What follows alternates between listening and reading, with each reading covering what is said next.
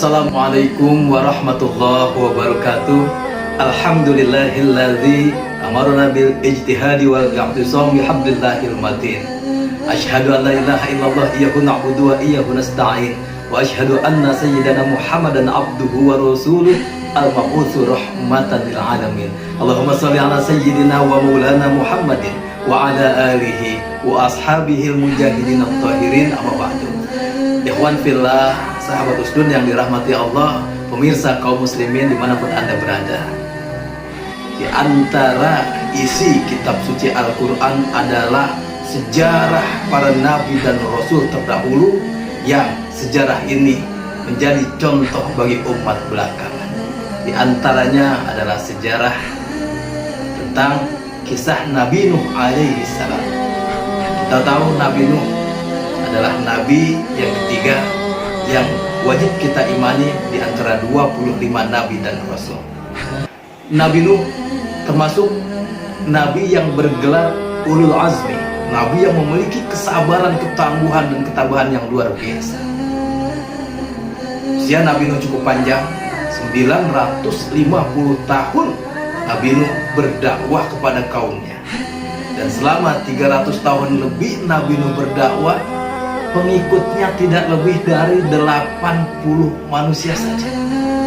Bayangkan, ratusan tahun berdakwah, menyampaikan kalimat la ilaha illallah, hanya 80 orang saja yang mau mendengarkan, menerima apa yang disampaikan oleh Nabi Nuh alaihissalam.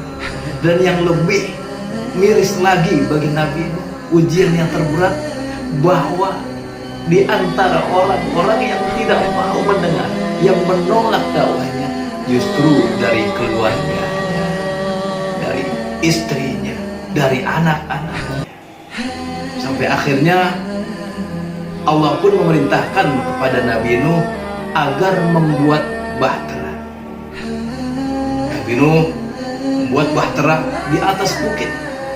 Kembali peristiwa ini menjadi olok-olok umat di zaman Nabi Nuh. Lihat, Nuh sudah gila. Kalau kita tahu bahwasanya normalnya orang kalau membuat bahtera atau perahu di pinggir laut, di pinggir pantai atau di pinggir sungai, ketika bahtera itu jadi, air laut pasang, ya didorong. Ini bikin jauh di atas bukit. Kembalilah Nabi Nuh alaihi salam menjadi olok-olok antara kaumnya.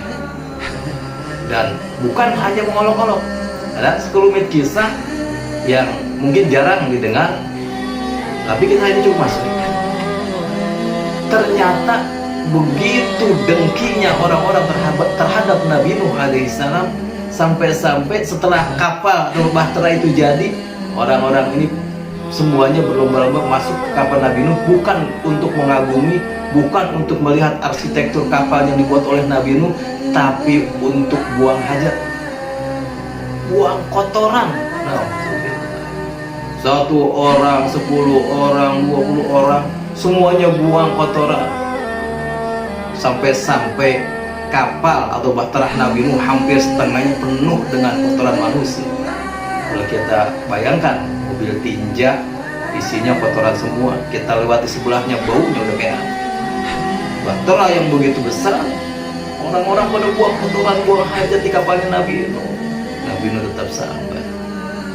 Allah Maha Kuasa. Allah adalah sebaik-baik pembuat skenario. Ketika orang-orang buang hajat di kapalnya Nabi Nuh, Allah menghinakan orang-orang tersebut. Turunlah penyakit kulit. Dan penyakit kulit itu hanya menimpa orang-orang kafir saja. Pengikutnya Nabi Nuh tidak ada satupun yang terkena penyakit itu. Timbul bisul-bisul, bernanah, berdarah. Bingung mereka, wabah, taun, hampir semuanya kena. Mereka kebingungan. Sampai satu ketika Allah menggerakkan salah satu orang kafir di zaman Nabi Nuh yang punya penyakit kulit, tetap dengkinya ada, dia mau buang hajat. Jadi udah seperti kebiasaan kapalnya Nabi Nuh ini seperti WC umum. Dia datanglah ke kapal Nabi Nuh untuk buang hajat. Tiba-tiba dia terpleset Ketika terpeleset, masuklah ia ke dalam kotoran manusia yang memang sudah berbulan-bulan ada di sini.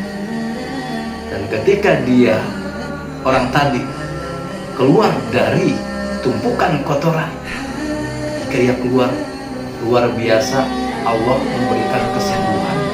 Penyakit kulitnya rontok, hilang. Orang tadi begitu keluar, yang pada saat masuk kena penyakit kulit, pas keluar sudah sembuh. Orang-orang bertanya, kau berobat dari mana? Obat apa yang kau minum? Orang tadi berjawab, aku tidak mau minum obat apa-apa.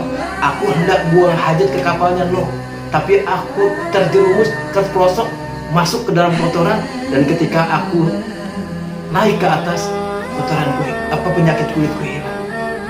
Dari mulut ke mulut berita ini santer sampai orang-orang yang punya penyakit kulit berlomba-lomba datang ke kapalnya Nabi.